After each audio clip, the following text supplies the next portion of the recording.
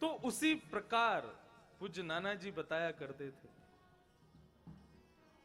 ये कथा की ये तेरा बल नहीं है, ये तो गुरु रूप में जब तेरे पिताजी विराजमान हुए तो उन्होंने गुरु दीक्षा देते ही अपना आधा बल तुझे दे दिया, आधा क्या पूरा बल तुझको दे दिया, और उनकी योग्यता से आज तू कथा कह रहा है।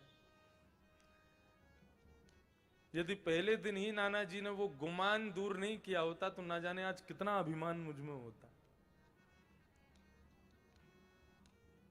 कहने का अभिप्राय, धाम की प्राप्ति सत्संग से ही होती है, और वो सत्संग का बल हमको तो हमारे पिताजी ने दे दिया, लेकिन आप सब उन धामों में गए, आपने खूब कथाएं सुनी, तब धाम मिले, धामों में गए तो आज आपको उत्सव प्राप्त हुआ है। ये उन सब का फल है। भाग्योदयेन बहुजन्म समर्जितेन सत्संग मम च लभते पुरुषो यदा वै अज्ञान हेतु कृतमोह मदांधकार नाशम विधाय हितदोदयते विवेक। श्रीमद् भागवत का भावाकार कहता है कि यदि कोई व्यक्ति सत्संग कर रहा है, कथा में जाकर के बैठा है, तो वो ये बात बिल्कुल सुनिश्चित कर ले कि भगवान उसका स्मरण करते हैं जरूर, इसीलिए तुम कथा में बैठे। हम भगवान की स्मृति में हैं। यदि स्मृति में नहीं होते तो ठाकुर जी अपना स्पर्श तक नहीं करने देते, हमारा अपने उत्सव में बुला लिया, इसका मतलब हमारी स्मृति है। कितने लोगों ने प्रयास किया कि इस उत्सव में आना आना, कई लोग तो बड़े हल्के में ले गए उत्सव को, कई लोग तो यूं सोचे बोले हाँ ऐसे ही होगा उत्सव, और अब फोन कर करके हमारे ऑफिस वालों को रो रहे, बोले हम तो पछता रहे, हम आए क्यों नहीं वहां पर। पंढरपुर वाली कथा के लिए अभी से नाम लिख लो। हम भी आप लोगों से कह दें, यदि आप चाहते हैं कि इंद्रेश से आपकी बनी रहे तो ठाकुर जी के उत्सव में हर को आना है, सबको आना है। मैं आपसे बात करूं, मिलता रहूं, मेरे से बनी रहे आपकी, पूरे साल मत मिलना, लेकिन ठाकुर जी के उस उत्सव में तो आपको आना ही पड़ेगा। मेरे अकेले के गिरधर लाल नहीं है, मेरे संपूर्ण आप सब, मेरी माताएं बहनें भाई बंधु, आप सबके गिरधर लाल हैं। और मैं क्या कहूं, कई लोग तो बहुत ज्यादा मेरे घनिष्ठ थे, अपने परिवार के ही, वो भी कह रहे थे नहीं आ पाएंगे ना। मैंने कि सुनो, मेरा ब्याह समझ के आ जाओ कि मेरा ब्याह हो रहा है, ये समझ के आ जाओ, लेकिन आ जाओ। आप सब पधारे। आज उत्सव का विराम दिवस है। मैं कल से इसी बात से चिंतित हूं कि चलो ठाकुर जी मेरे पास तो रहेंगे, मैं तो उनको देखता रहूंगा, निहारता रहूंगा, लेकिन फिर भी पता नहीं क्यों ऐसा लग रहा है कि बिना उत्सव के अब कैसे संपूर्ण पूरा वर्ष व्यतीत होगा। लाल जी पुनः कृपा करें, जल्दी पुनः अगले वर्ष से पहले भी एकाद उत्सव हो जाए ठाकुर जी का, यदि वे कृपा करें तो आप सब लोग पधारे, उसके लिए बहुत बहुत धन्यवाद। कई लोग आज रात्रि ही प्रस्थान कर रहे हैं उत्सव के बाद, उन लोगों को भी बहुत बहुत धन्यवाद। और कल तो 12 बजे 1 बजे कथा पूरी होने के बाद में हम भी प्रस्थान कर जाएंगे। आज श्री गिरधर लाल जी अपना विश्राम दर्शन देंगे आप लोगों को, फिर उसके बाद तो सीधा यदा कदा बीच कथाओं में कहीं ना कहीं दर्शन हो जाया करेगा, लेकिन फिर तो सीधा 1 वर्ष बाद कानड़ा राजा पंडरीचा, पंढरपुर का राजा श्री पंडरीनाथ भगवान के श्री चरणों में विराज करके श्री गिरधर लाल जी के सुंदर दर्शन, सुंदर उत्सव का हम लोग आनंद लेंगे। इस कथा के बाद सीधी बंबई कथा है। बंबई कथा 25 को पूरी होगी, हम 26 को ही पंढरपुर जा रहे हैं, और वहां जाकर के सब व्यवस्था अभी से देखेंगे, कहाँ उत्सव होगा, कहाँ क्या होगा, कहाँ रहेंगे, कहाँ ठाकुर जी रहेंगे, कहाँ आप लोग रहेंगे, तो सब व्यवस्थित इसी वर्ष से प्रारंभ हो जाएगा।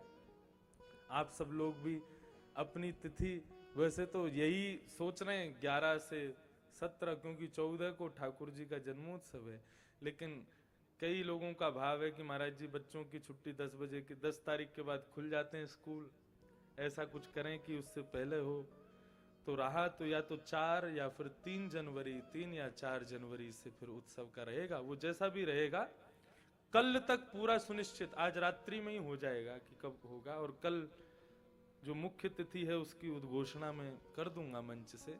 आप लोग उस तिथि को बिल्कुल खाली रखिएगा और खूब अपने बच्चों को लेके आओ। नाथद्वारा के सभी वैष्णव जरूर पधारो और आप सब लोग भी पहुंचो, खूब आनंद वहां पर होगा। पूज्य पिताजी महाराज का भी आज फोन आया, बोले अगले साल की हमको अभी से बता देना, तो हम भी 5-6 दिन रहेंगे उत्सव में। महाराज जी भी रहेंगे, पिताजी भी रहेंगे, और भी सब संत महापुरुष। पूज्य मुरारी बापू को इस कथा में उपस्थित होना था, उनकी आज्ञा थी कि मैं 12 तारीख को आऊंगा कथा पूरी करके हिम्मतनगर। मैंने कहा महाराज जी आप 12 तारीख को 1 बजे तक कथा पूरी करोगे तो उत्सव में कब, कथा में कब पहुंचेंगे? और कथा में नहीं पहुंच पाए तो शाम को उत्सव है। तो बापू बोले देखो रात में तो हम नहीं आ पाएंगे, हम तो 3-4 बजे आएंगे। 3-4 बजे तो कुछ भी नहीं है। तो हमने कहा ठीक है, तो उस दिन कथा हम 1 बजे से कर देंगे। लेकिन फिर बापू ने कहा नहीं, कथा का समय आप मत बदलो, मेरा होगा तो मैं उसके बाद कर। इस कारण फिर उनका भी अभी कोई सुनिश्चित नहीं बन पाया कार्यक्रम। मलुक पीठ वाले महाराज जी की कथा सूरत में ही 12 तारीख से प्रारंभ हो गई, लेकिन वे 2-3 दिन मोबाइल पर ही उन्होंने वीडियो के माध्यम से ठाकुर जी के दर्शन कर लिए, और रोज आशीर्वाद के रूप में महाराज जी ने आशीर्वाद तो दिया ही हम लोगों को। और इस कथा से पहले अपने दिसंबर में अपने निवास पर कथा थी पूज्य महाराज जी की। महाराज जी ने वहीं पर श्री गिरधर लाल जी के सारे उत्सव कर लिए, अन्नकूट भी कर लिया, 56 भोग भी कर लिया, पालना भी करे, सारे उत्सव वहीं घर पर महाराज जी करके गए। बोले हम नहीं आ पाए नाथ द्वारा, तुम यहीं उत्सव पूर्ण कर लें। तो कुछ संतों के आने पूर्ण रूपेण निश्चित थे। हमारे वृंदावन के गौरव श्री गौरव कृष्ण गोस्वामी जी महाराज, उनको भी 12 को आना था, लेकिन पारिवारिक किसी स्थिति के कारण वे विदेश यात्रा पर निकल गए, और वहीं विदेश से ही मुझे फोन आया कि मैं नहीं आ पा रहा हूँ, आप क्षमा करें, अगले उत्सव में 2 दिन विराजूंगा। मैंने कहा ठीक है महाराज जी। उनका भी नहीं आगमन हो पाया। पुंडरीक जी महाराज की टिकट बनी हुई थी, लेकिन उनके भी परिवार में कोई अस्वस्थ थे, इस कारण वे भी नहीं आ पाए। लेकिन जो जो लोग पधारे सबने खूब आनंद, खूब रस दिया। और अगले उत्सव को हम लोग थोड़ा और सुंदर, अभी तो केवल एक ट्रेलर था, पिक्चर तो अब आपको पंढरपुर में दिखाएंगे हम। आइएगा गिरधर लाल जी के सुंदर दिव्य मनोरथ में। अभी से आप सभी लोगों को भाव भरा निमंत्रण दे रहे हैं, सब लोग पधारें। जो लोग आज प्रस्थान कर रहे हैं उन लोगों को भी निवेदन, ठाकुर जी के उत्सव में जरूर जरूर जरूर जरूर पधारिए। बीच में भाव ऐसा भी है कि अब देखो 1 साल के हो गए गिरधरनाथ जी, कल 56 भोग भी हुआ, सब हो गया मनोरथ।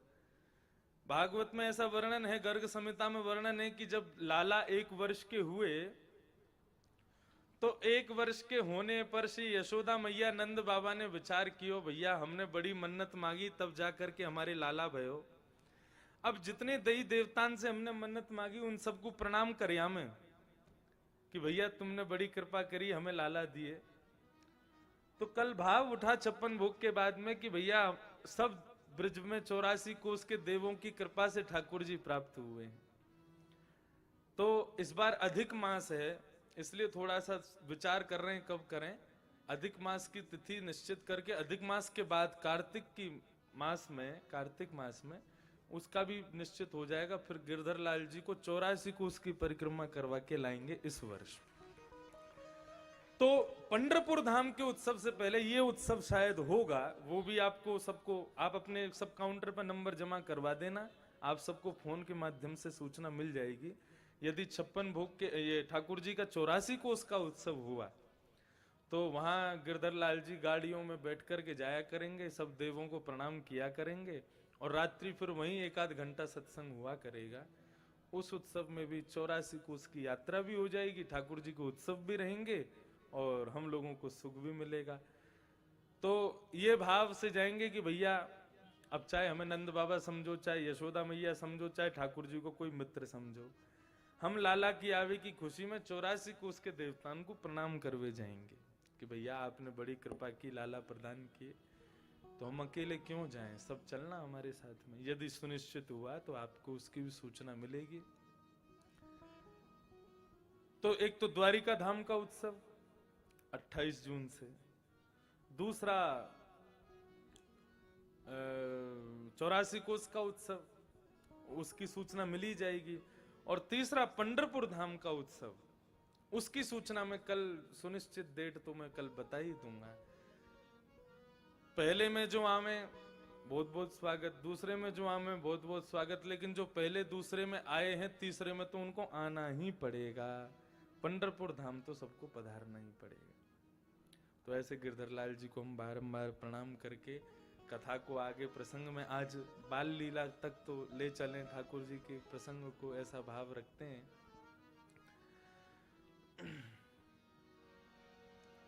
नायम देहो देह भाजान्द्रलोके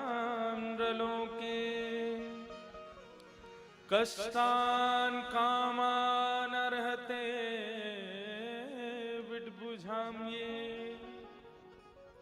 तपो दिव्यं पुत्र कायेन सत्वं